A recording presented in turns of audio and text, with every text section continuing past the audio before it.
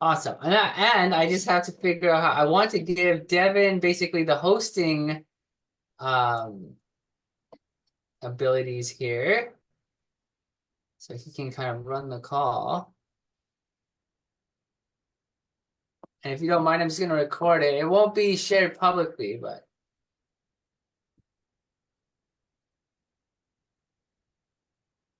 awesome. And I just have to figure out how I want to get. Oh no, here's just going to do this part. Oh, there Devin, you are.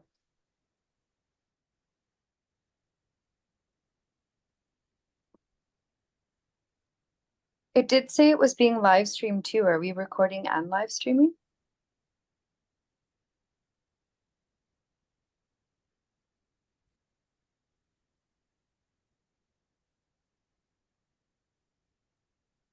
just give me a moment, guys. I'm just trying to share this to the coaching musicians group.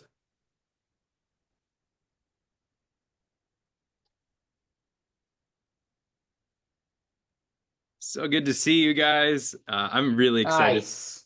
each of these sessions, but this one especially.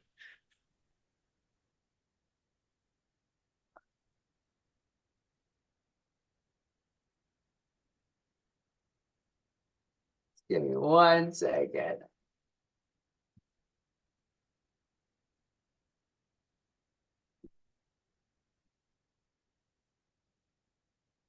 Okay.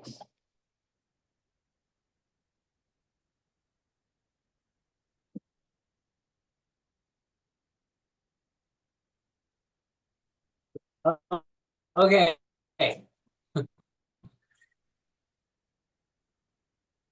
How's everybody doing? I can't hear anybody for some reason. Beautiful. Beautiful. Okay.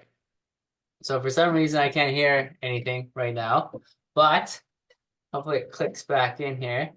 Um, can everyone hear me? Yeah. Okay, beautiful. Okay, so basically I am beyond stoked to have Mary with us today and for Devin to have brought her in here to speak with us. Very delighted. Thank you so much for coming, Mary. Oh, you're welcome. Great. You know, And Devin lives on the 4th floor and I'm on the 11th floor. oh, nice. Building.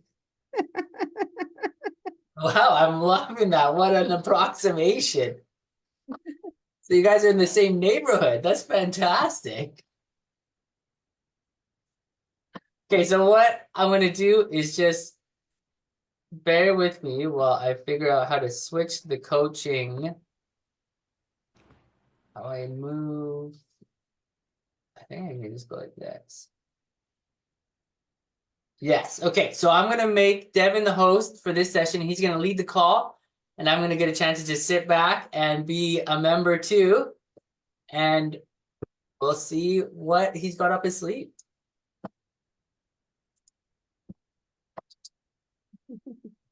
Got nothing up my sleeve. All right, hey guys, I have some construction going on outside, so let me know if anyone has trouble with that, and I can try to put on headphones and if there's too much background noise. But really excited to be here. Mary, thank you. And I just want to take a moment to acknowledge Neil for creating this space for it's one thing to be referred a book. It's another to be referred a book and actually go out and get it and read it. And then another thing to actually like finish it and implement it and let it change your life. And then it's a whole nother level to be like, wow, I did all of that and it was so good that I'm going to invite other people in to have this book change their lives. And let's bring this to life and go serve a bunch more people. So I just want to say thank you for making this space. I know I'm not the only one that looks forward to this every single week. And this is a really cool, special session. Not only is it the 10th one, but we have Mary here. And I wanted, I could give you her professional resume. I could, talk like she was coming on as a speaker onto a stage, but I just want to share who she is to me and why I think this call is going to be so important for us.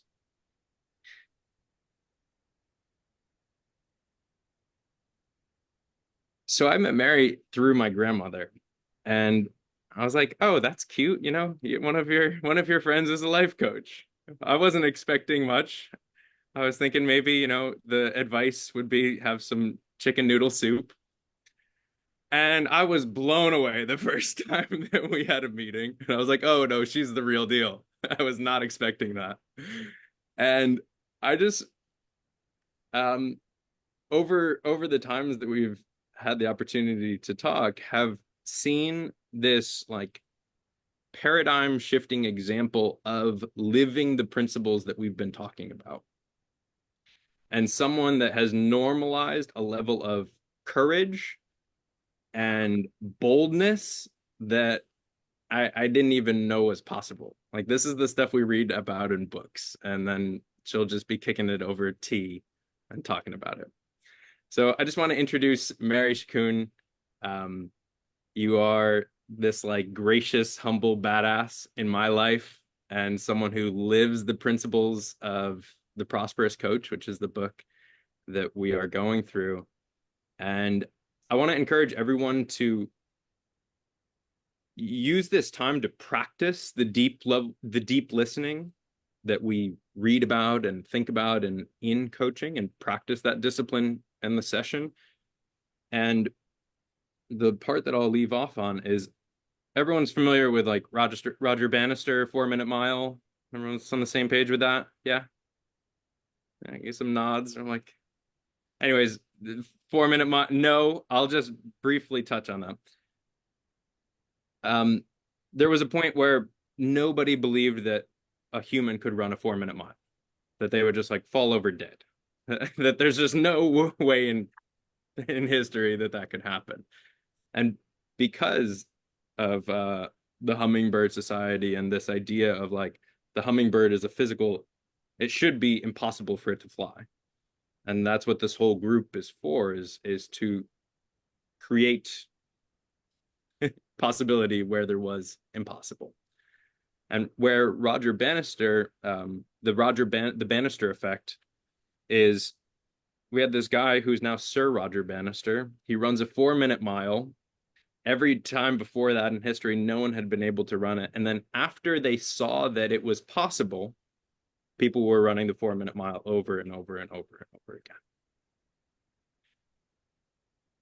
So why I say that is, Mary has lived a lot of the things that we are reading about and dreaming about and still seem impossible to us. And she's someone who has normalized that and truly set the bar high and cleared it. So before turning it over to her, I'll just leave you with the last thing that she shared with me. Thank you, Mary, because it has stuck with me. And for context, we were in New York City, sitting in the car, we were parallel parked, waiting for the street sweeping. That's what happens in New York City. So you just sit there for like an hour. Janine is nodding her head. Yep. And at the end of this conversation, she goes through she opens up her whole strategy for her $1 million boardroom, how she supports like global leaders, how she interacts with them and finds them and makes offers. She opens up this whole thing, and at the end of it, we get out of the car and she goes, "Life is sacred and you are sacred." So thank you, Mary. Thank you for being here. And I wanted to frame up the call with that, and to bring that level of presence and listening. Thank you. And you brought me to tears. So anyway, where do I start? So 15 years ago, if anybody said, "Mary, you're going to be a life coach, a business coach, any sort of a coach," I would have laughed at them. Really, it was the furthest thing from my head. So a few things happened in my life and I found myself unemployed, but I was 65, so I'm going to be 80, just to let you know, soon. I was 65 and my daughter was a lawyer out in the Persian Gulf, and she said, "Why don't you come for a visit?" I said, "I can't afford to go to Starbucks for a cup of coffee today," because I was fired from my job. I couldn't concentrate because of family tragedy. I had no money. I had kids at university, and I was struggling to pay my rent, much less go to out to the Persian Gulf where she was a lawyer. So anyway, she bought my ticket and I arrive on Thursday night because Friday and Saturday is the weekend out there. Friday is the Muslim Sabbath and Saturday is the fun day. And on Thursday night, she presents me with a box of stationery and she said, Mom, this is for you. And I said, what do I need a box of stationery for? I'm not going to be printing off resumes to look for a job out here. I barely know my own name. And she said, open it. And it was Mary Shakun will host a workshop on Saturday. Now, this is Thursday. She's talking about Saturday, 48 hours from now. And how to live a fearless life. I said, what do I know? I never had a workshop before. I never heard of an upsell. And at the time, there was no events program, like you have today, or no PayPal, or out there, at least you couldn't. It was show up and pay cash and get the word out however you can. So she got the word out and she had everything organized. And I show up at the venue and they have a photograph of my face in the hallway. And like, I'm gobsmacked because this is all new to me. So I go and I start about, like, my husband had lost $100 million, died broke. My daughter had taken her life. She jumped out the 11th floor window of our apartment. And I got fired from my job. So, what else is new? So I start off and how do you forgive your husband for stealing your money? Because he forged his signature on monies, on joint monies and released the money to him. How do you forgive that? And go on with your life? And then your daughter dies, and how do you keep your head together? I didn't even know my own name, and I said, screw it, I'll just go and clean houses. When I got fired, I was 65. I was eligible for Social Security, so it wasn't a big deal, but like my Social Security wasn't going to pay my rent. So I figured, well, I'll clean houses. And then Sonia says, come to Bahrain. So we go to Bahrain, and we're on the way to the venue. And I said, well, if somebody wants me to coach them out here, how much should I charge? Because I was always good at helping people up the corporate ladder. I could see all the players and how they play and all of that. $200, $300. And she's driving along and she's on a very serious face. And she says, Mom, this is what you do. Don't be crazy. She said, you put on your best poker face, you curl your toes in your shoes, and you say, I have a 10-month program for $1 million. And after that, you zip it. Because if you open your mouth again, you will unsell what you just sold.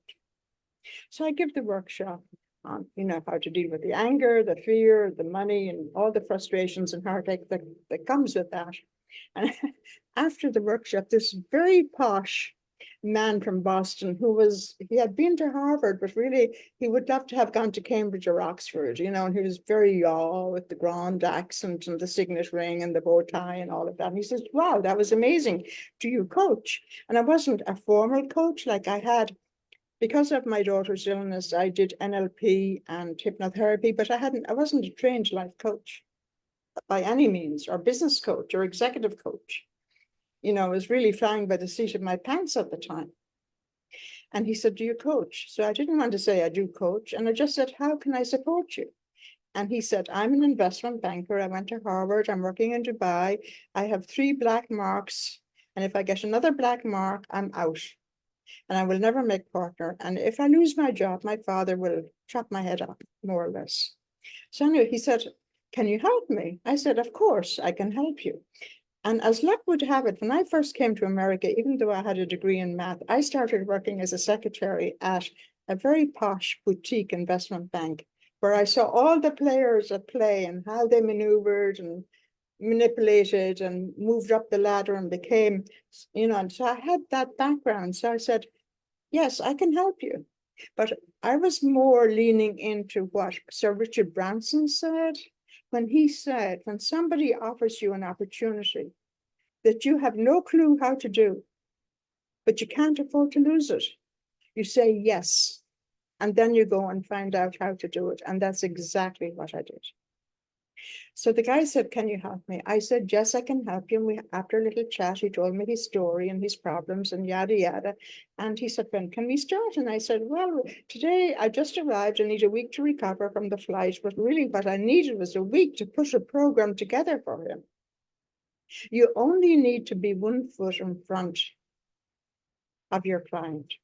So I said, today is Saturday, so we can start 1 week from Monday. And he says, great, here's my business card. So he's on the way out of the room, and he's out and in, and he turns around and he says, oh, by the way, Mary, how much do you charge? What's your fee? So Mary curls her toes in her shoes, puts on her best poker face, and says, my 10-month program is $1 million. As if I do this every day. And he scratched his head and he was thinking about the $1 million, what the. And then he said, oh, absolutely, I understand. You have my business card. Send me your details. I'll wire the money. The following Tuesday, I had $1 million in my bank account when I wouldn't have been able to take a taxi from the airport in Bahrain to my daughter's apartment because I had nothing. So I had 10,500 people showed up at the workshop. So she organized it, $200 for 4 hours. I said, and this was 2009, like Christmas, this January 2009. And I said, that's crazy money. Nobody's going to come. Nobody's going to pay that kind of money. Well, people flew in from Bahrain is in the middle of the Persian Gulf. So you have Qatar, you have Oman, you have Saudi Arabia, you have the United, Abu Dhabi and all these places around. People flew in from all over, 500 people, $200 a head. That was 10,000 bucks right there. And she got the venue for free. The guy supplied coffee, and I just supplied whatever I supplied. And then in the middle of the workshop, somebody said, and what's your upsell? You know what I said? And what's an upsell? Anyway, to make a long story short, so we started, that was my very first client ever in my life. So we started the following Monday week, and I gave him one Zoom call, or at the time it was Skype, one Skype call a week for 90 minutes. And he could call me once a week in an emergency. And he could text me every day for information. Anyway, he made partner. He got everything he wanted and more in a shorter time period. And he recommended 2 more people. So I got 2 more $1 million clients from him. And so it blossomed on and on and on. But that said, in 2015, people were saying, but Mary, how do you do this? And at that point, I was on a total referral schedule. I didn't have a website. I still don't have a website. Didn't have an autoresponder. I only have I have a domain, and I only use it if I want to put up a sales page, because I teach the art of finding, engaging and closing $1 million clients in a master class, maybe once a year, mastermind once a year or twice a year, depending on who asks for it, so to speak. So to make a long story short, in 2015, I decided I need to investigate how to do this as somebody approaching it from a raw perspective, not having a referral system in place. So we all have. I mean, you can meet somebody and you can know when they're lying to you, you know when they're bullshitting you, you know everything about them really, if you take a moment to study them, right? So I can look at the media now, I can go through a magazine, let's say Forbes, and I can come across a photograph and I can say, well, that guy is the biggest bullshit artist from here to China, and he needs my help. And I'll find his email and his cell phone number, and I'll call him and I'll tell him why he should hire me and why he needs me and what the benefits are. So I created, on the 1st of January, I decided not only would I do the research, but I would push the envelope from 1 million to 3 million for my 10 months. So I called 5 people every day from the 1st of January to February the 29th. And on the 1st of March, no, I beg your pardon, I didn't call them. I did the research. I found 5 people every day, meaning I found their name, their biggest problem that I had the solution to. I was selling, you always sell the solution, to the problem. You're not selling your life coaching or your business coaching, you're selling the solution. And believe me, the deeper shit they're in, and if they have the money to pay you, they will pay any money to get out of it. But that said, you have to be very fair and very reasonable, because in the referral system, people understand that I charge $1 million, but somebody might come to me, but it's not worth $1 million. It might be only worth 100,000 or even 20,000. So I'm not going to charge them $1 million for a $20,000 thing. That would be very unethical, and you would destroy your good name also.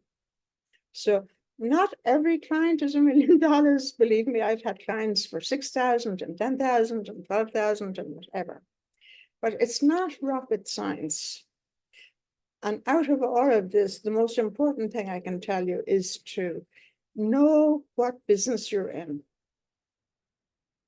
Like I have on LinkedIn, I have a newsletter going at the moment about exactly this kind of thing. How you go from rejection to opportunity. So I have put up 5 or 6 articles on that at the moment, but also I have other articles under $1 Million Boardroom, and it might behove you to go back and read through some of them. So let's say, for example, I'm looking at the paper and I see, let's say I see Walmart as an example, has slipped from, I don't know what number it's on the Fortune 100 list. But let's say it has slipped down 5 places or 6 places. My first question is, well, who is the CEO right now? And why did it slip? And how many places it slipped? And what is going on with the CEO that he didn't keep his eye on the ball? And COVID is not an excuse. It can be, but technically it's not an excuse. So when a company slips down the ladder, that's my first big signal. It lights up for me here. Mary, there's your next client. And after I do the research, I then decide, I do extensive research, YouTube, Instagram, LinkedIn, media, anything I can find about the guy. And then once I'm happy with the amount of research I know, I'll contact him. Because when I call him, he needs to know that I'm fully familiar with his problem. And he needs to know, and I have to have the solution solidified in my head as to how I'm going to proceed in order to persuade him that he needs me. So I have had, over the last 12 years, I've had over 60 people give me $1 million. I've had 7 give me 3 million. I had the most exciting of all the clients, was one of Rich Litvin's previous clients who did the $20,000 program with me. He was introduced to me through somebody else that I met in New York who had also done Rich Litvin's program. And Rich said to me, "Oh, Mary, I would love to introduce James to you. He's desperate to meet you." And this is many years ago. And I thought it was a social call, maybe a mini pick your brain kind of thing. So we get on the call and James dives right in, on all these questions. And I said, whoa, hold on a moment. I charge $1,000 for a consultation. If you hire me, I apply the $1,000 towards your fee. If you don't hire me, I keep the $1,000 for my time. And I had to make him go and wash his face, take off his cap, change his shirt. You don't show up for a business meeting. I don't care who you're meeting, unprepared. The least you can do, if somebody is, I charge $1,000, sometimes $5,000 an hour, depending on the scope of, what's going on. But at least if I'm giving it to you for gratis, at least have the respect, and it's not just me, it's anybody. Have the respect to at least show up prepared in a serious manner. So anyway, so he said, I had a foundation at the moment, at that time, Million Children Rising, but he did say to me, Mary, I don't have $1,000. I don't have any money to pay you today because I just finished paying Rich Litvin $20,000. But Rich Litvin didn't teach him how to get a client.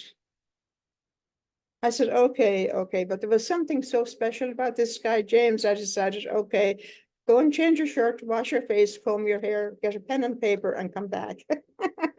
I'll wait for you. So 3 hours, I gave him 3 hours, right? And then I did not get a thank you note. And then I'm really pissed because I'm Irish and etiquette and thank you notes are high on the pay grade, so to speak.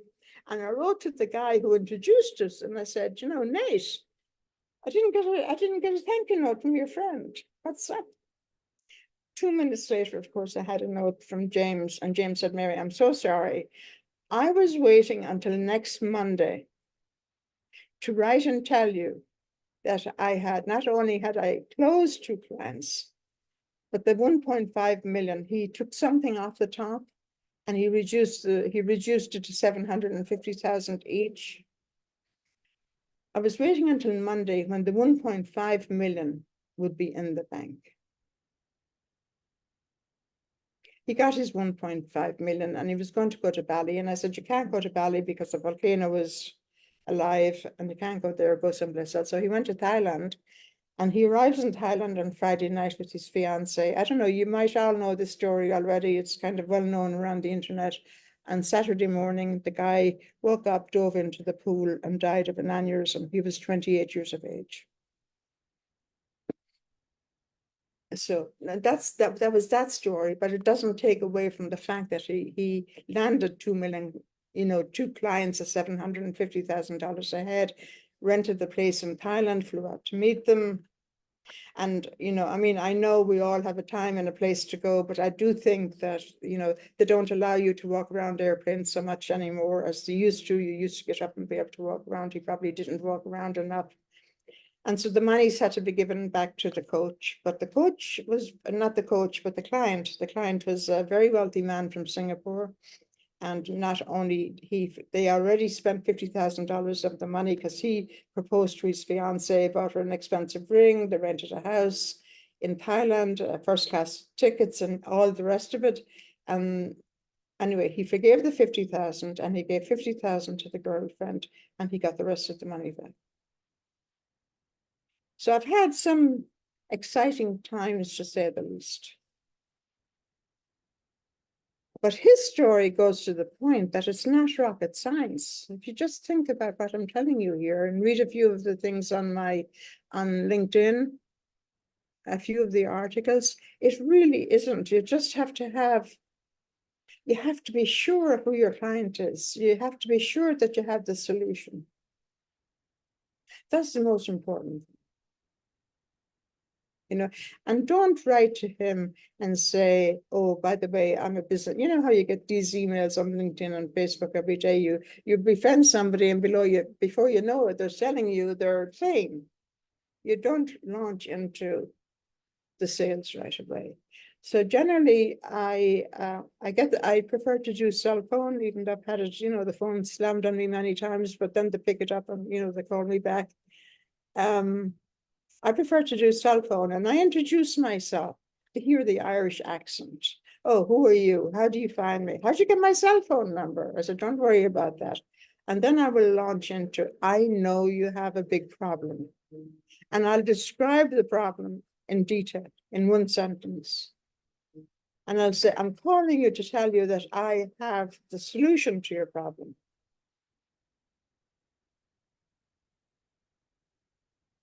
And then we'll take it from there.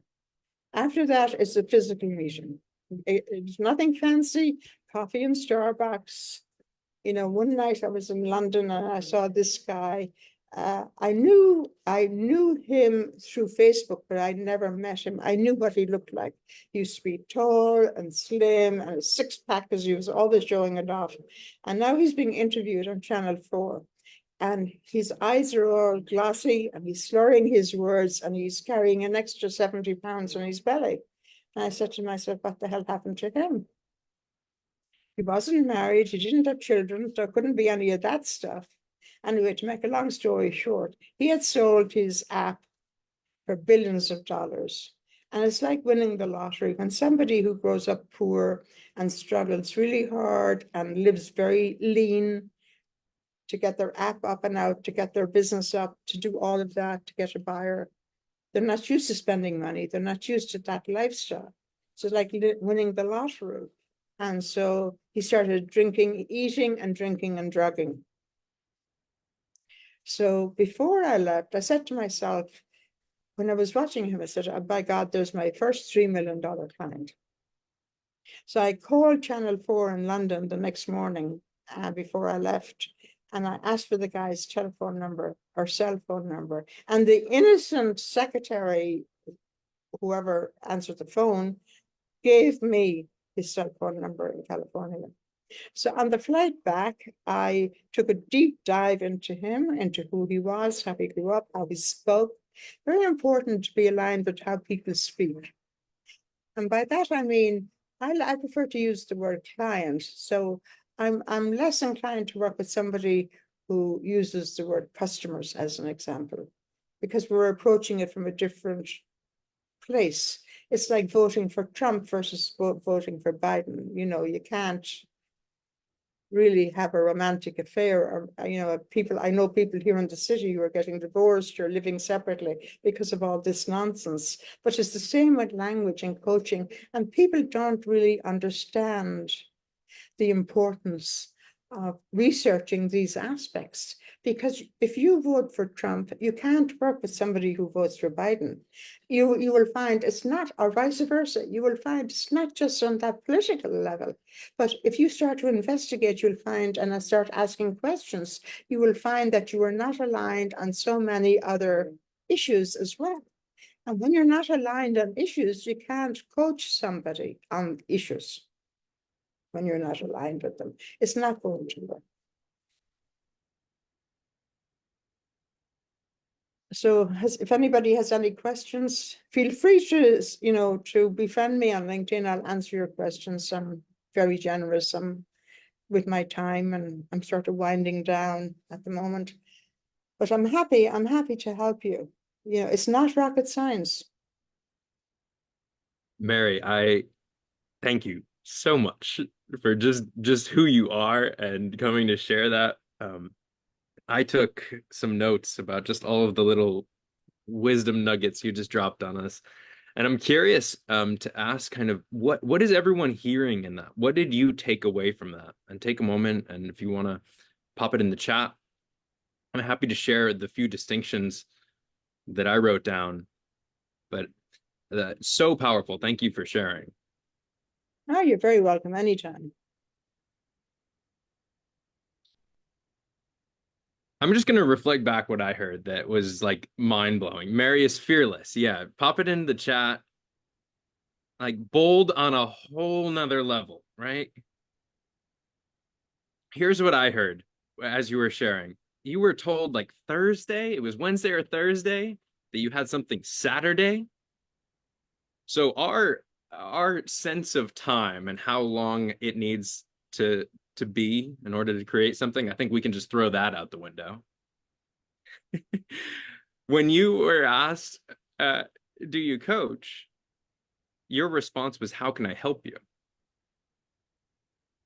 And I thought that was, that's a huge principle in this book of just coming from, how can I serve this person? And you didn't have the program, you didn't have all of that. It sounds like you had about 30 seconds of sales training to tell them the price, and you had it 10 weeks. And you came from this place of course, how can I help you? And the other things that I wrote down that I think were maybe valuable distinctions, and I'm excited to hear what other people took away from that, where you found and researched 5 people a day, and that consistency and curiosity of like, where are people struggling and suffering, and what could I serve, or where can I serve people? And the boldness to call them and go, I know you have a big problem. You had done your research, so it comes out in one sentence. And I'm calling to tell you that I have the solution to that problem. And speaking in their terms. And I think all of those were so impactful for me. And I do have one follow-up question, which was, you said know what kind of business you're in. And I'm curious you what you... somebody, What do you do? Oh, I'm a life coach. What does that mean?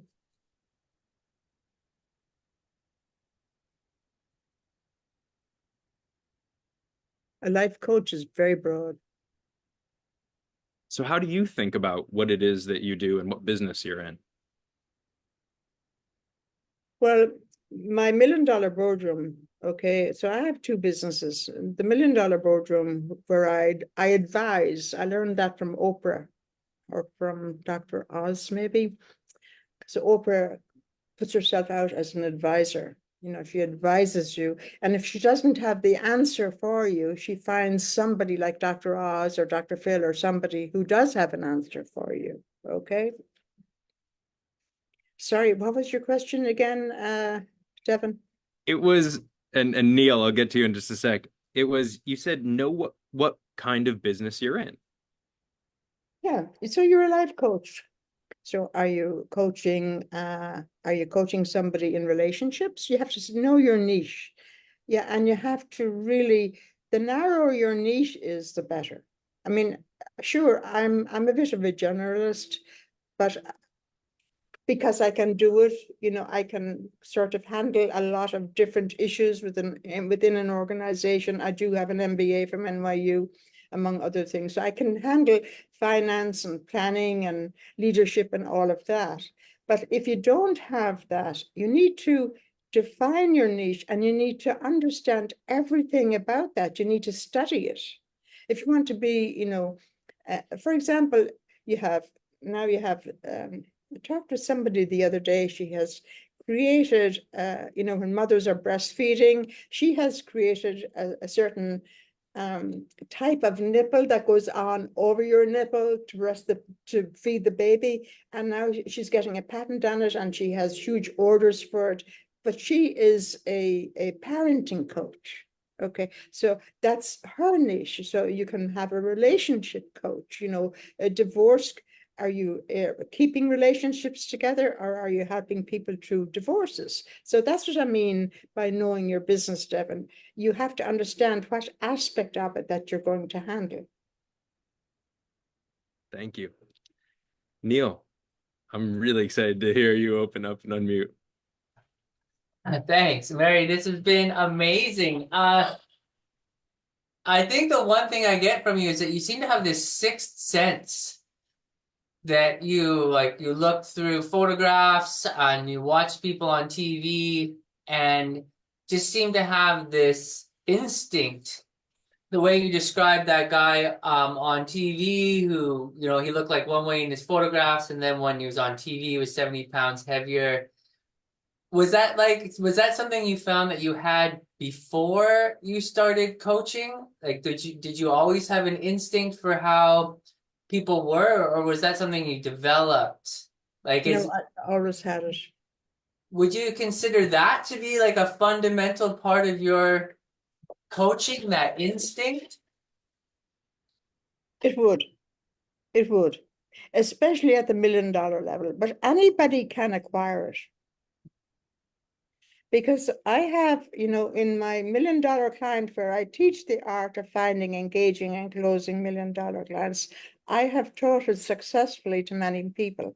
Everybody has a gut reaction in their gut, and it's about developing that trusting. It's about trusting yourself and trusting what's your gut. Have you ever met anybody who says one thing, but your gut is telling you, no, no, no, not for me, not my kind of person, not my cup of tea? I mean, it happens to me all the time. So you have to back off because your gut is telling you. But when you go against your gut, forget it. How many? I know 3 girls, including my own daughter, who walked up the aisle to marry a man and said to themselves as they walked up the aisle, what the fuck am I doing? And it ended in divorce. Okay. So, Because they didn't have the voice or whatever it was. so you're okay. So I really take that so the gut was really a big part of the $1 million clients, like following your gut and knowing what your gut has to say and using your voice when you hear what's coming from that. that place. The one other thing that seemed to come up for me was that it's almost like the solution that you're talking about is the magnet. Like when you come at it with a solution for the person, it really attracts them to what you're doing. It's like that's from what you were saying, it kind of seemed like you put this magnet out in front of them and that would draw them to you, that solution based. Would you? That's something I'm very aware of. Very aware of. From my own personal experience at work, in the workplace, especially when I came here from Ireland. I grew up in a very small country town. Okay, I had traveled quite a bit, and I had a master's degree in math, but I was book smart, but I was street stupid. I didn't have any street smarts. So going into an investment company like I went into the investment bank that I went to, my eyes were opened, and I saw all these guys sending their children who were extremely successful to this school, that school, and the other school. And I knew if I wanted my children to be equally successful or as successful, my children had to follow in the same path. And when I mentioned this to a few of my colleagues, they said, well, who the hell do you think you are? It's not going to happen.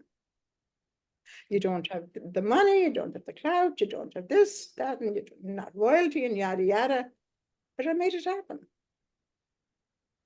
You found the solution. Yeah, I made it happen. Okay, I just have one more question. It sounds to me, just to try to put this together in my head, that you have this gut. Does the solution come somewhat from your gut reaction? Like, do you see somebody?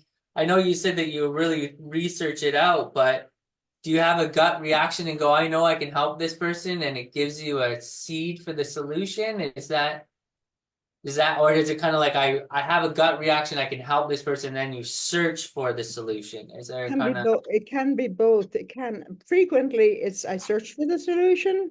I talk to psychologists, psychiatrists, doctors, friends, you name it. And what do you think? And what would you do? And how would you handle it?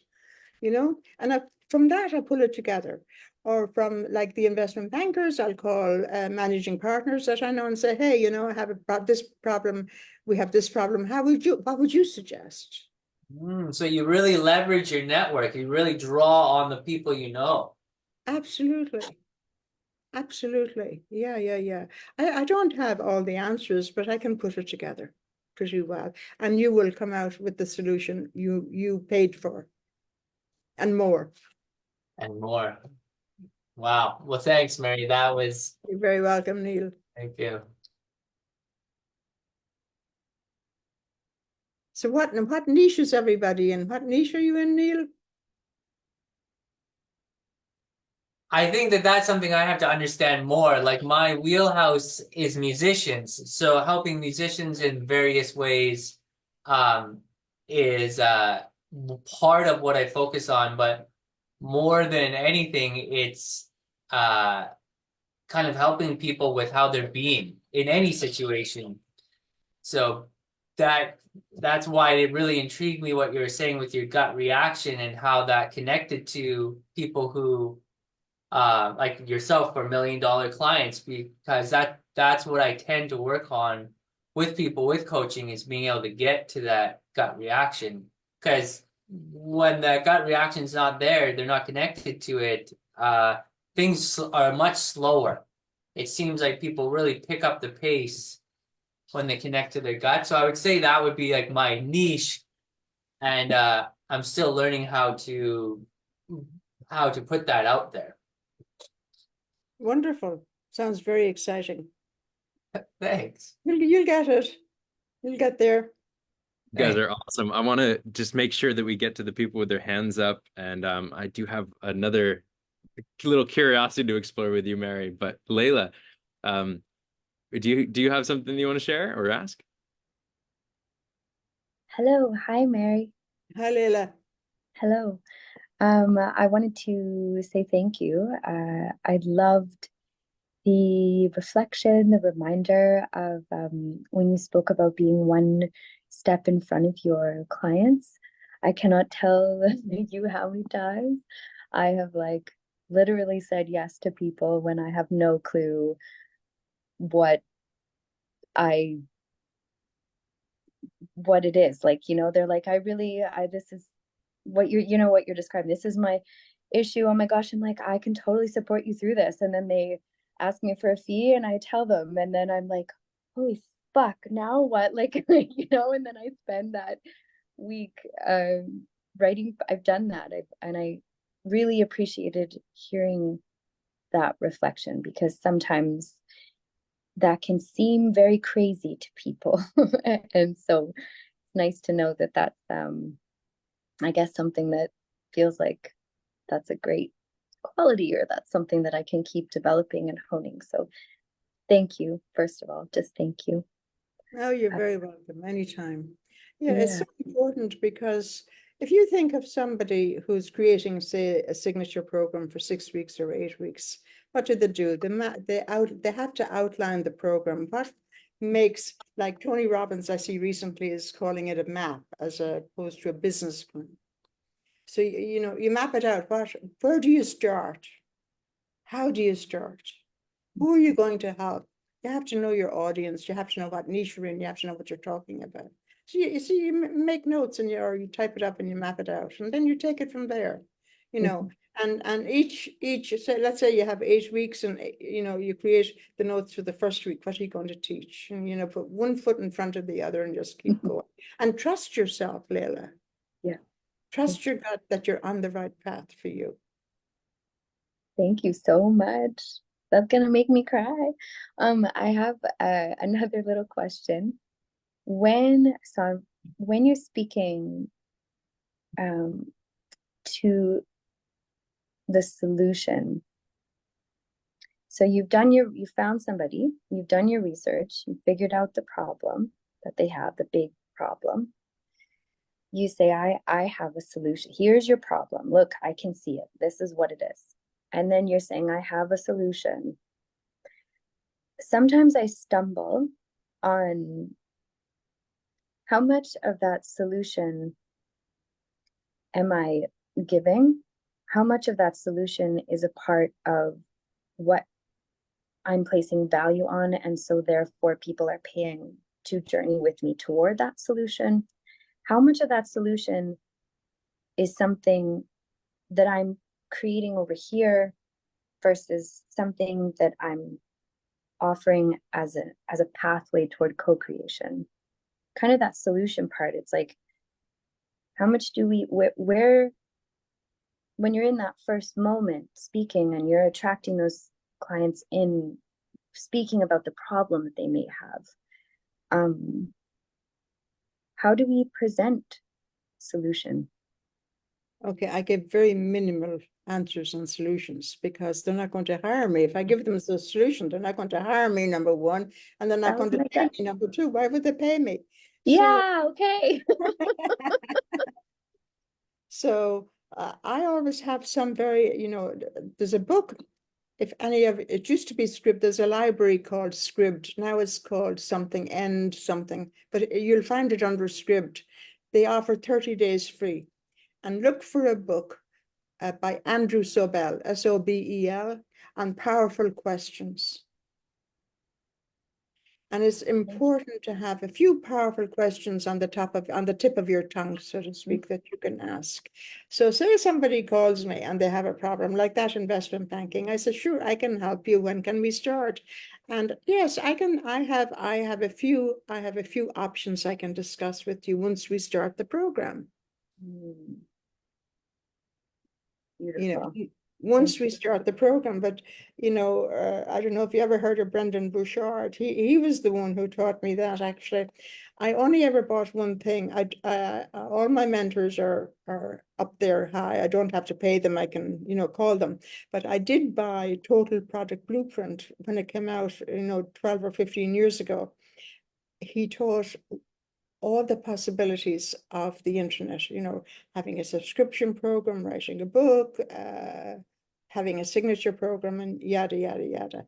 And he was selling that program, and he sold 2,000 copies of his program in one weekend at $2,000 a head for 4 million, but he had to pay half of that out in affiliates. But the one thing he said in the membership site, if you're giving 2 weeks free or 14 days free, you keep your best staff until they have paid. You don't give anything, any of the best stuff in the first 2 weeks, because then, you know, they're going to quit. Absolutely. Thank And you there's so much, Mary. another very interesting young woman that you should look up. Her name is, I think her name is Danielle Leslie. I believe it, or it could be Leslie Dan. No, I believe it's Dan. I always get it confused because of the name Danielle Leslie. She's a young lady of color, and she had her signature program about 5 years ago. And she too sold 2,000 copies at $19.97 a head in a very short time. And on top of that, she did not have any affiliates. Like Bouchard had affiliates, she didn't, so she got to keep the 4 million. You know, less her expenses and taxes, which was very inspiring also. It's wonderful. So much gratitude to you, Mary. Thank you. Oh, you're very welcome. I'm just going to read out a few things that we have in the chat here. I'm seeing that this was refreshing. Your boldness and unabashed confidence has been mentioned a few times. That distinction that we only need to be 1 foot in front of the client and sell the solution. And I want to actually go ahead and share screen if I have permission. Sure. And sec.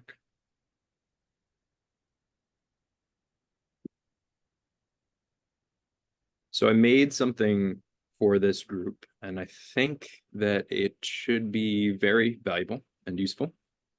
And even if it is for just one person, then mission accomplished.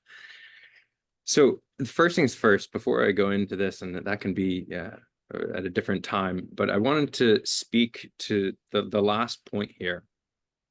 And what I see Mary doing is, like, I know that there are some people in here that have been very impacted and in like a freeze state from looking at the turmoil in the world and feeling helpless or feeling frozen, all natural things, or like outraged. And what I wanted to point to was I believe this is way deeper than $1 million or $3 million, any sort of number. I believe what's happening here and what you are an example of, Mary, is a really high leverage point to be able to make this world a better place.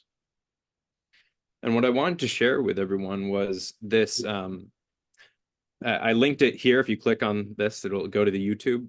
But this morning, I pulled out this quote that I remember Ankush Jain sharing. And he runs a coaching school. And this is one of the things that he said about it. He's like, you know, this school is not, or you could replace school with this call or what we're doing here, this society. But this school is not to help you become a better coach, although you will be a better coach at the end. This school isn't about making you more money, but you will make more money. The school is about raising the consciousness of the planet through changing the coaching industry. And what I wanted to bring in was this model from Hawkins. He has this incredible book called The Map of Consciousness, and tries to put numbers onto the different frequencies of these of consciousness, of the experience that we can experience as humans. All the way from really low vibration, dense, heavy emotions, all the way up to enlightenment. And what I wanted to point at here was, yeah, you could hear this conversation and get lost in the money and go, ooh, big, lots of money. That's big. But it's also pointing to something else. And the distinction that I want to make here is that Mary has gotten out of her own way and been bold enough to see people with influence and have a big ripple effect and support those people in really human things. And there's this concept that I believe we're all 6 handshakes away from everyone on this planet. So the work that we do ripples out, just like a smile is contagious. The work that we do on ourselves ripples out within the 4 walls of our home to our broader context. And what I see that's so badass in Mary is she's supporting people with big reach, with power. And that's not necessarily a bad thing, but those people are people too. And they need probably more support of how to wield that power in more conscious ways. And I wanted to, there's this amazing quote that's stuck with me for so long, but it's never doubt that a small group of thoughtful, committed citizens can change the world. Indeed, it's the only thing that ever has. And I believe that that's what coaching and small groups like this have the power to do. And so one, that's just an acknowledgement and maybe like a little different frame. And I have a question that I think would be really valuable to explore a little bit further with you, which is, like, when we did a mind mapping session about the people that you support, I saw this really interesting insight, which was people at that $1 million above level where it would make sense to make an investment there. They're still humans. They just have different kinds of problems, and their life is just different. And you have a really unique, valuable insight into what those people are actually going through. And I thought the biggest thing that would shock maybe the people here, but your focus on belonging.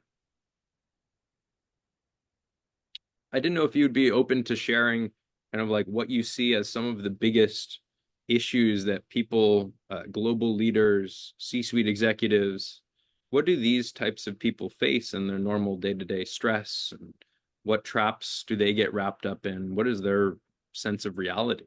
Because you have a really unique perspective on that. The same as you and me, the same as everybody else. They're feeling isolated. The husband is not getting enough sex from the wife, so he goes off and gets a girlfriend, or vice versa. You know, they're fighting over what the kids eat for breakfast. Will we go vegan or will we go carnivore? It's the same. There's no big difference. Will I vote for Biden? Are you vote for Biden? Are you crazy? I'm voting for Trump. You know, that kind of breakfast talk. Should we get the vaccine? I know so many people who have separated informally within their own homes because he got the vaccine and she didn't, and they won't, or vice versa, and they refuse to have sex with each other because they'll get contaminated. The same basic issues as at the most human level that is possible. There's nothing different. What the problem I see is like the average person on the street thinks that people with $1 million or more, that they're an angel or they're God, or I mean, they're all of that, but you mean that there's something special and they're totally intimidated by them. Oh, I had one client, I have to share this with you. So I had one client, he wanted to find out how to find, engage, and close $1 million clients, and it was one-to-one. So we went through his list of people that he wanted to connect with, that he thought he would be a good fit for. So I prepared him because I overdo. I give more than is, you know, more than people want, really. And we rehearsed it. I said, this is what you're going to do. So he's going to go to this conference where his favorite client is, his ideal client is, that he has researched and studied. And now he has the opportunity to shake the guy's hand and talk to him over drinks and dinner. So, and I told him what to research and what he eats for breakfast and what he eats for dinner. I told him 1 million times.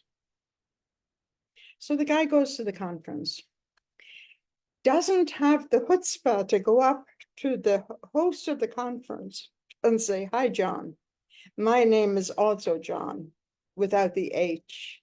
And I would love to meet you. It's so nice to meet you. And I'd like to know more about you. You know, the small talk that you say to somebody when you go up to them and introduce yourself. He couldn't do it. He's right in front. He has paid me a lot of money to get him to do this. And now he's frozen in front of the client, but I'm not with him. I go with him. I travel with a lot of my big clients for the same reason, but the little guy won't pay me, even though he could pay me. He's afraid that if he pays me, pays my airfare and hotel for a week someplace, that he'll be broke, which it won't happen because he has loads of money. But to be sure of yourself, to have it, even if you just acquire a charm for a few hours and put a smile on your face and go up to the person and say, wow, that was a great talk. I really enjoyed it. And tell them what you liked about it. It's common sense. But then the icing on the cake in all of this was, so he went to the conference, he couldn't meet him, couldn't say hello, couldn't. It was a total blow up for him. Anyway, then he comes back and he sends him a leather journal with gold embossed, with his name gold embossed on it, only to have the journal sent back because the guy is a vegan, won't touch leather. And I said, how many times did I tell you? What does he eat for dinner?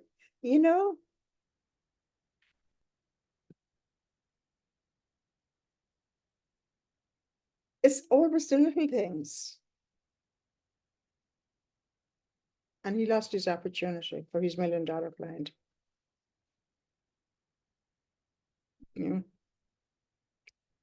Everybody is muted in case I can't hear you. I think it's the Wow. insights of brains breaking. Yeah, it really, and I had somebody recently too who was going after somebody in New York, and I said, listen, I told him exactly where to find him. It's the chairman of Goldman Sachs. He plays some musical instrument out in Montauk every Saturday night.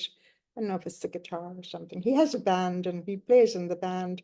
I mean, and it's the easiest place. You go out, you go to the nightclub, you have a beer, you go up and say hi, you start talking, you exchange business cards. Maybe you're not going to have a deep conversation during that time, but at least he has your card, you have his card, you can connect with him the next day when the hangover is gone or 2 days later.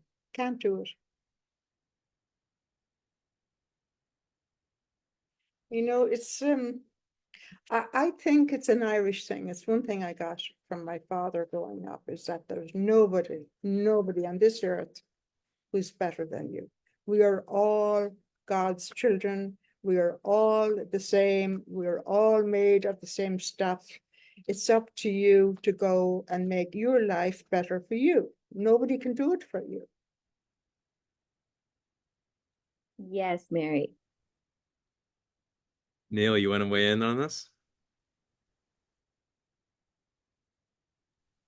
Mary, I just find it so incredible, like you're reinforcing something that I felt and I push all the time.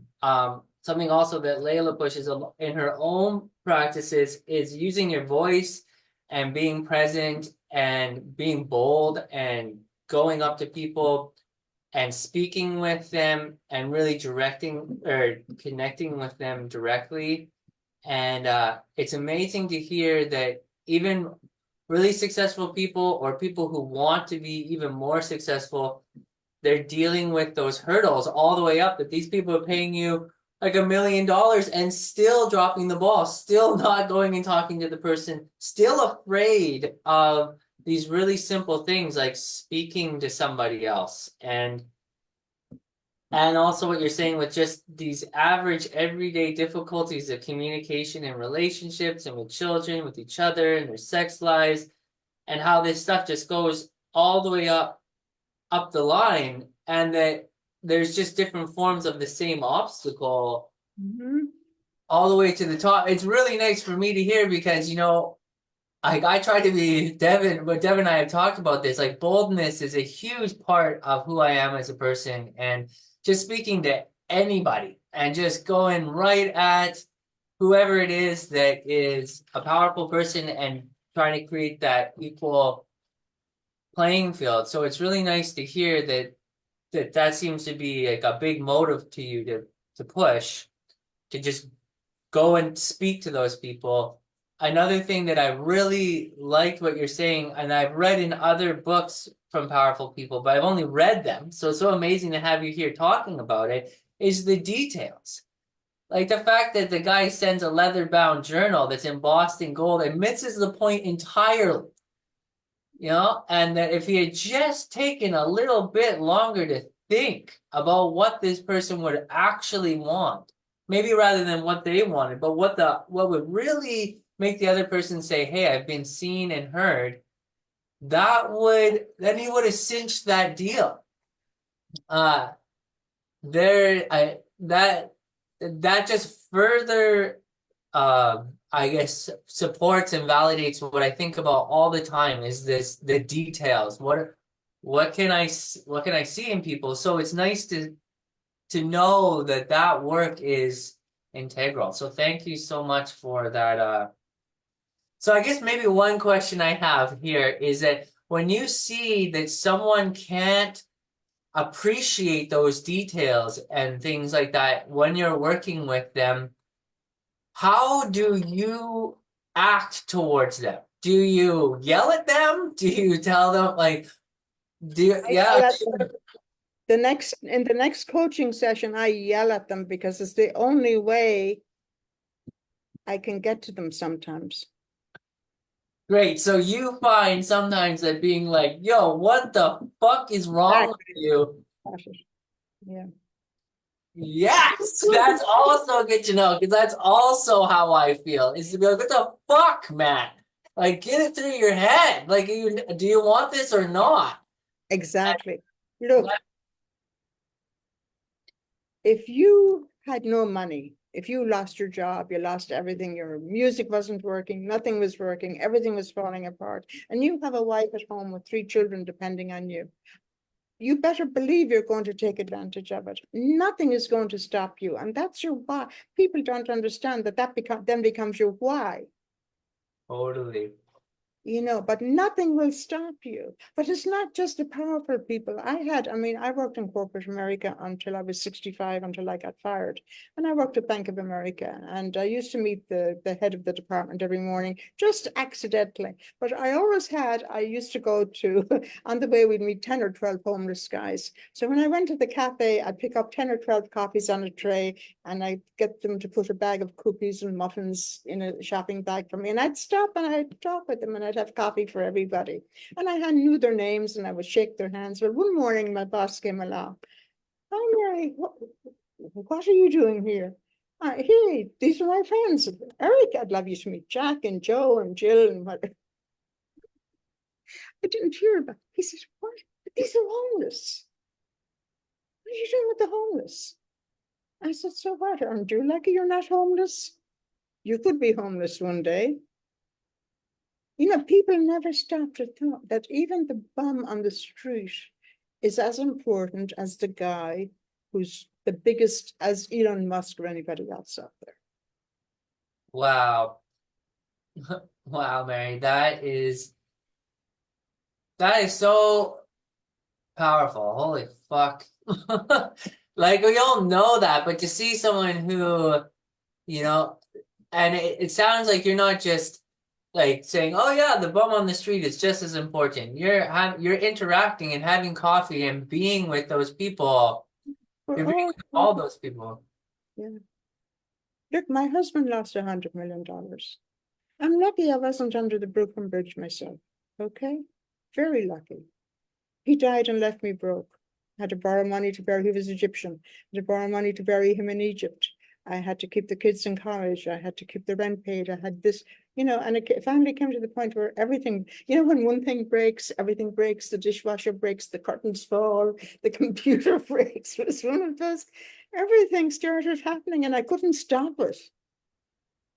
And finally, I decided, fuck it all. I'm just going to surrender to God and leave it to Him and let it all happen, unfold, fall as you want. And finally, I don't know how it happened, but I stayed afloat and it just got better and better and better once you surrender and not fight it. Wow, that you're speaking my language, Mary. You're speaking my language. But the thing is, people, my clients come to New York, and I'm sure I can wear a lot of jewelry, and I have a lot of very fancy friends and a lot of very fancy clothes, but I never get dressed up in all of this. I'll go to meet you. I'm most likely to show up in my sneakers and as I am today, and people will look at me and say, "But Mary, you're not the person I expected. Well, who did you expect? But where are your earrings? Well, they're at home in my drawer. But why aren't you wearing them? Well, why should I wear them? To impress you? No. It's the superficial nonsense that goes on in the coaching business blows me away.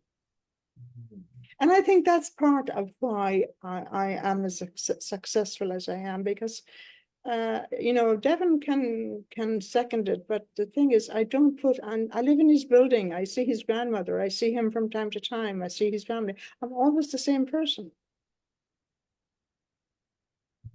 You know, Always the same person, no matter what. Hey, no from matter who or what. Yeah, absolutely, absolutely. that's. I'm so happy you came today. um. Okay, so I don't know what happened to Dennis. He I'll started come back like, I'll come back if you want. No worries. I would love that. Absolutely. I guess I'm gonna take over hosting the call because Devin's call must have dropped. So I just Philip has a question or wants to weigh in. So let's see what you gotta say, Philip. Wow. First of all, thank you, Mary. Oh, you're very welcome. Amazing. Fascinating story. It's like just sounds impossible. It sounds like a really good movie. Good life. Um my question was sort of I'm thinking what are the problems and how are you solving them for people? Like just it's not something like go down to the shop and buy a loaf of bread, because obviously I can do that, but on a certain level, I'm thinking around about the people in my life. Like, for example, my mum, she needs some help sorting out her kitchen, for example. Her kitchen isn't finished, but it's been like that for years now. And it's the case of she can't choose the units that she wants from the kitchen place. And it's like, I tried to help her so many times, but it's always just resistance and just like, okay, so that problem I can't really tackle, or like, I don't know what Neil or Dennis's problems look like if I was to say like, hey, let's do coaching. How can I help you out? Um, it's a bit of a case of it seems like knocking at some doors before you find a problem that you can actually solve, that you actually have the facilities to solve. How do you sort of figure out what the problem is and how you can solve it? Because sometimes there's something that they're sort of out of your reach, isn't it? Well, sometimes people can't make up their minds, but the thing is that whether you put white cabinets or pink cabinets or blue cabinets up, it's really in the scale of life. And after COVID and after the nonsense that's going on in the world, it's all of that is such a small detail in the scheme of things. But I studied NLP and I also studied hypnotherapy. So I use a lot of covert hypnosis, like the language I use to persuade people. I never use it for the bad. I always use it for the good. But yes, there's a certain, if you should all get a book, you should all sign up for this SCRIBD for 30 days and look for books on NLP and hypnotherapy and read them and take notes, because they're very, very powerful. For example, say how you persuade somebody and the language you use to persuade somebody might be very different from the language you use in your everyday life. Right. Yeah. Yeah. That makes a lot of sense. Yes, Like Alicia, unmute yourself. Yeah. My question has to do with your boldness and fearlessness, and I'm just astonished at your story and your life and the things that you've done. And I'm in my 60s myself and trying to find a path forward to reinvent myself. I'm also a musician, as many of us here are. And I think when you speak about language, and did studying NLP and hypnotherapy help you be bold enough to approach people? Because I find that I'm sort of relating to your client who didn't have the guts to go up to the person, you know. In classical music, I'm a cellist, and in classical music, it's so hierarchical that the boldness is almost trained out of you. You know, even when you go to take an audition or to play for someone, there's always this thought, you know, oh my gosh, am I going to measure up? Am I good enough? And it has been, you know, a real struggle my entire life to not, and because of some incidents early in my career that, you know, have made me doubt and second guess myself many steps along the way, and have caused tremendous performance anxiety. I'm an articulate, intelligent person, and yet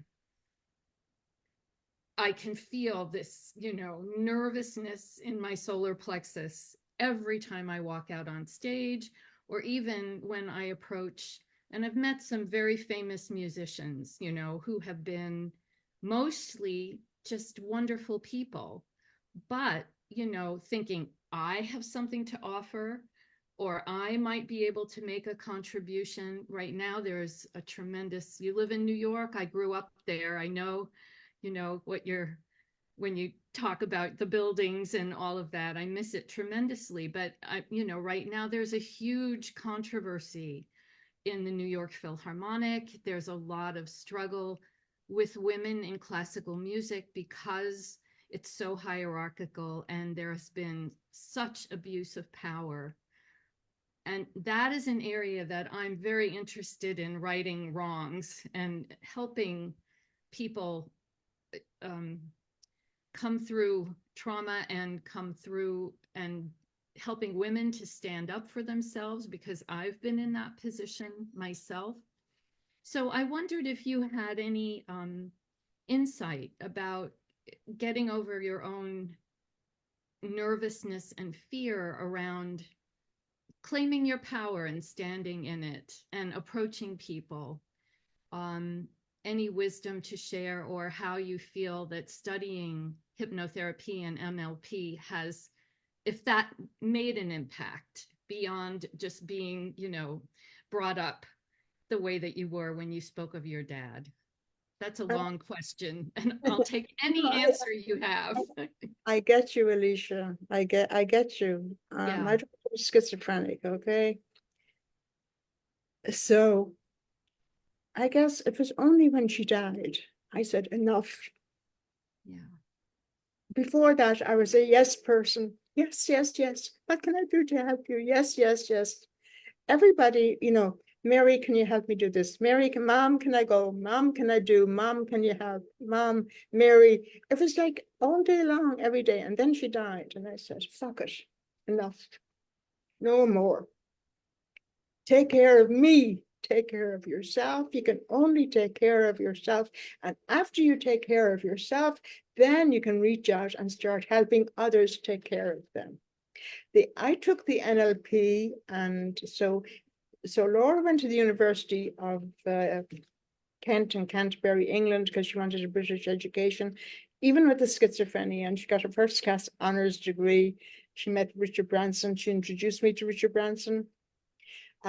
She has had an amazing life.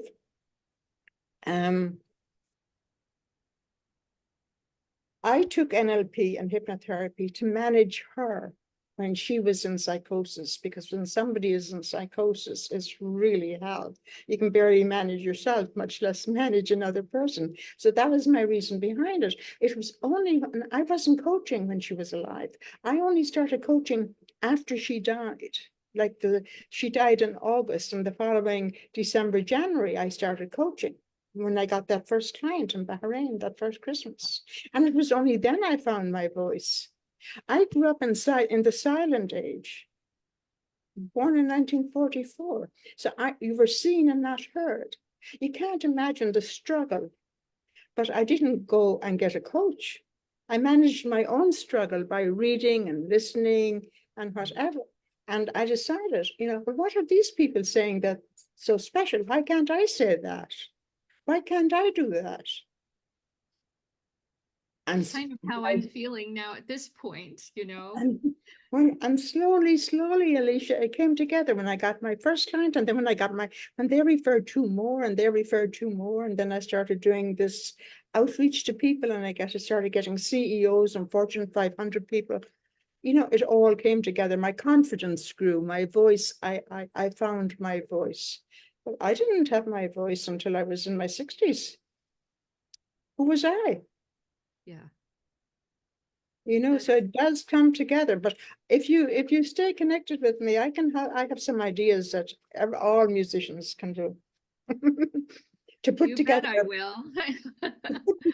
a program, a 6-week program where whatever issues you see in your own individual program. So for Alicia, it would be your program, the troubles and travails that you want to help other people surmount and be successful.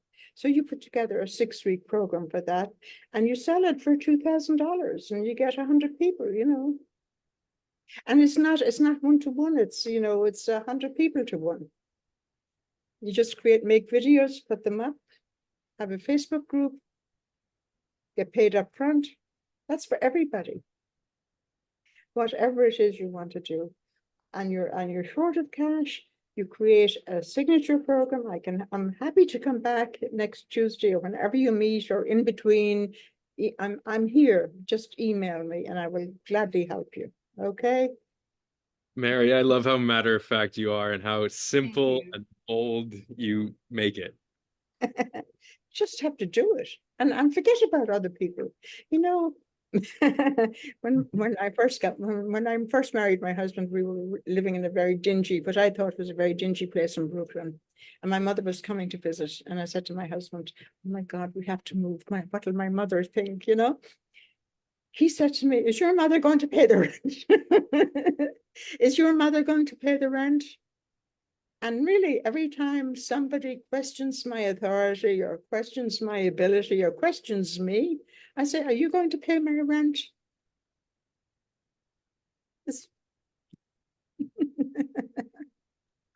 You just have to do it and don't worry about people.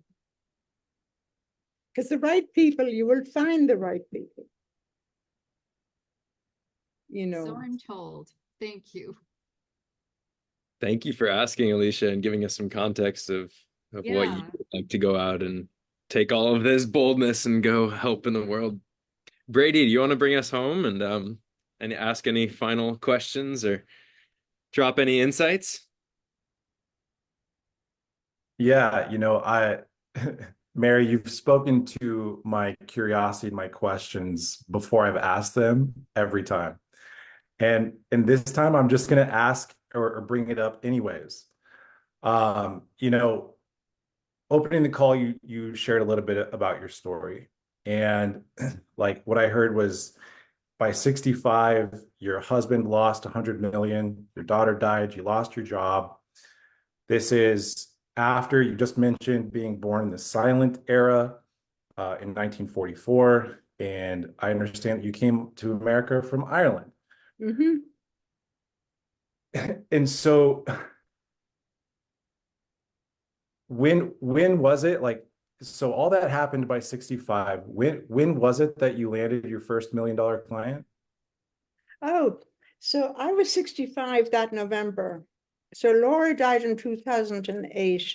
So I was born in 44. I think I was 64 or 65 that November. I was like within months of her dying, within 4. And like my other daughter who's alive would say that Laura, who died, was the catalyst for my getting my first $1 million client. Yeah. Okay. That makes sense to It was me. the same. I was around 65.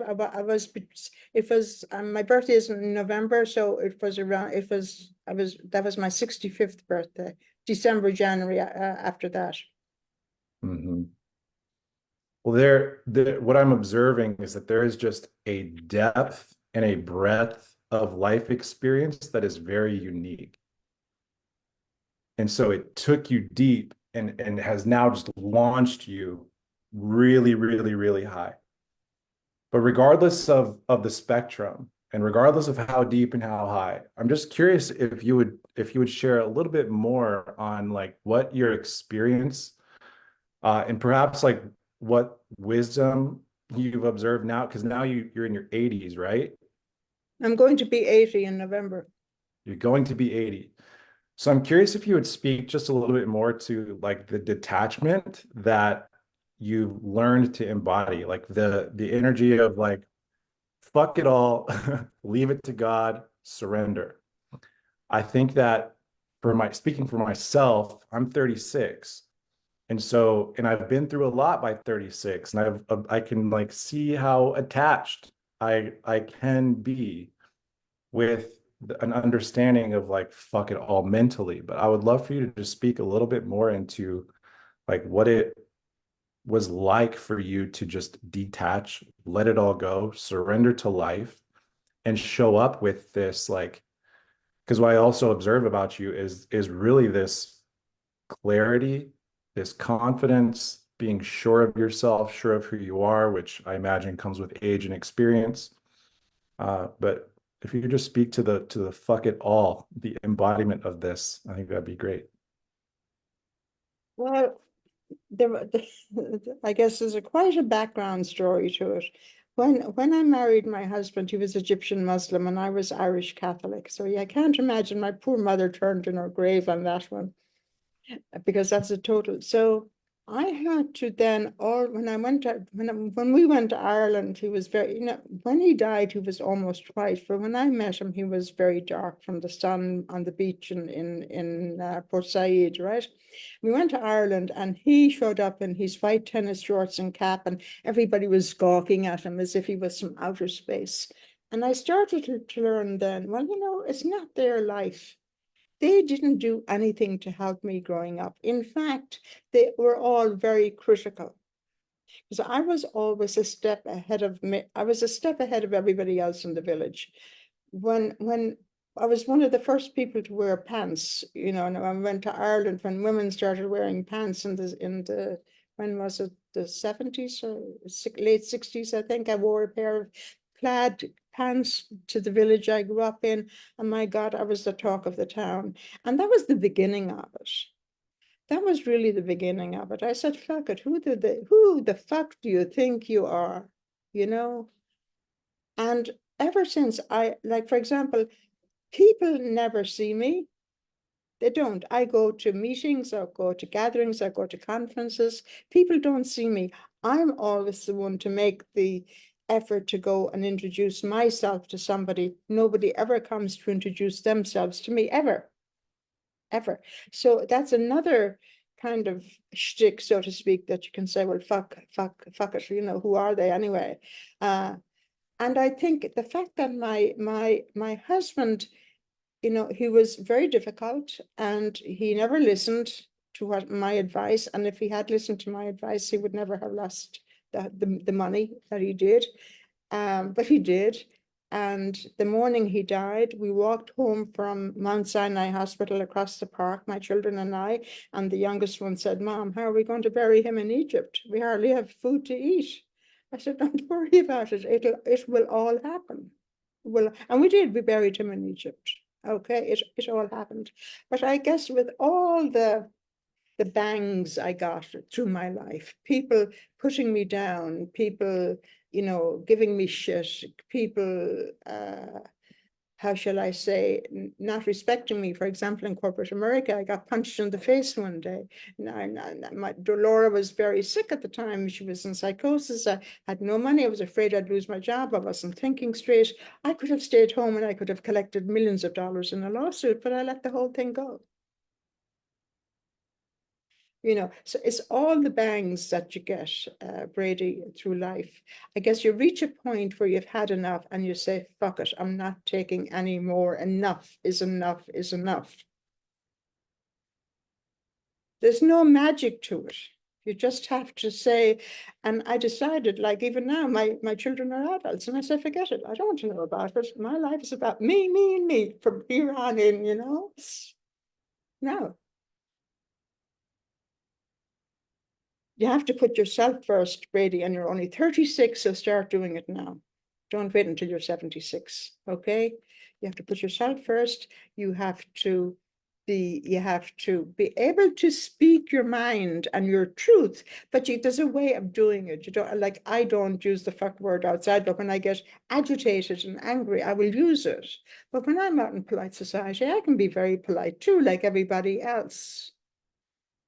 Right? But find a way to say negative stuff to people, or the things that you don't want to do, or the things that you don't agree with, in a very charming way. And the more charming you are, the more people will stand back and say, what? Who does he think he is? Because you'll have said it without assault, without raising your voice, without intimidating. So do it now. Do it. I'm telling you, don't let it happen one more time. If I could go back, if I knew then, but I know now is my big thing.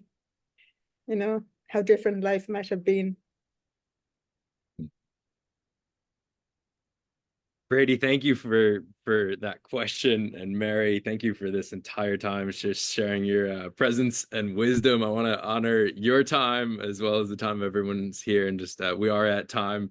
Thank you so much. I think I'm not the only one that feels like this was just mind-blowing. And I want to just encourage everyone, if you have any final things that you want to drop in the chat, any reflections or thank you for Mary, just drop them in the chat here. But I want to encourage everyone to turn this into action. Please, everybody should friend me. I'm very generous. Money is not the bottom line for me. For me, the bottom line is seeing people get the life they want. That's the bottom line, you know. And so please don't be afraid. Don't think and say, oh my God, will she ask me for money? She won't, okay? So I want you to really feel free to reach out, and I'll help you any way I can. Your email address? Yes, you are a legend. And everyone's just dropping their thank yous. What is your email address? My business address is admin@milliondollarboardroom.com. I'm sure to get it there. Amazing. ADMIN@milliondollarboardroom.com. Thank you so much. I know we're at time. I want to give something else to this group. I hope you've already got a tremendous amount of value and you recognize that from Mary being here. And I think this will just push it over the top. If anyone needs to go, feel free. Again, thank you everyone for being here. Thank you, Neil. I just dropped a link in the chat. And if you guys open this, just make sure to click it before we pop off and the chat disappears. Yeah, Kate, mind blown. Thank you so much, empathy and emotion. Mary, you are amazing. You're very welcome. Happy to help, Devin. Amazing, amazing. So everyone grab that link. I'll briefly share what I did. I can share screen or not. But I took everything that we've been talking about in the Prosperous Coach and I distilled it. You know what? I'm going to go ahead and just share screen quickly. Yeah, one moment. Let me pull it up.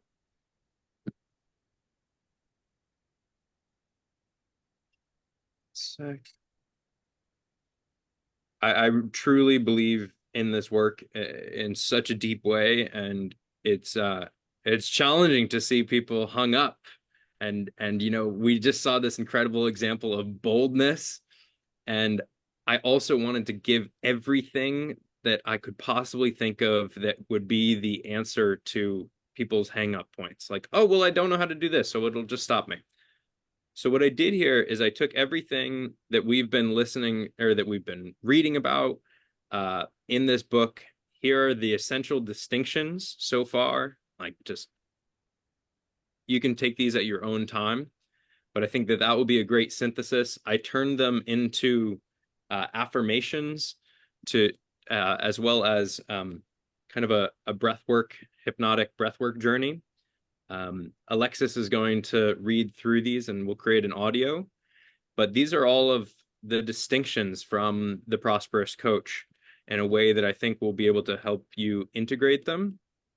And then I also created, what would it look like to have these, to operationalize these principles and put them into a day? What does the actual day look like where you can wake up and go, oh, right, start your day and ask, who can I serve today? And the final piece that I was thinking about was people could think, okay, I have the boldness from Mary. I'm going to flip the fuck it switch. I have these principles. I know who I am and where I'm coming from. The last piece was like, oh, well, what do I say? And I basically took everything from, took this 4-phase client creation process from the Prosperous Coach, and I broke it down and included some questions and example questions. Obviously, take what works, leave the rest. But I wanted everyone to just have basically no reason stopping them from going out and serving people. And the last little piece is just, remember this. I truly. I have to leave, Devon. So listen, I'm here anytime you need. Just let me know if you want me to join again. Okay. You're amazing. I think we're all signing off. Stay well. Okay. Ciao, everybody. Thank you, Lovely to see you. Mary. Thank You're you all so very much. welcome. And be in So- touch. Okay? Bye. Thank you so much, Mary. And thank you so much, Devin, for putting so much into this, man, and bringing this into our world. Seriously, so much gratitude, man. Huge, huge event. Thank you, everyone, for showing up. See you later. Bye. Hey, guys.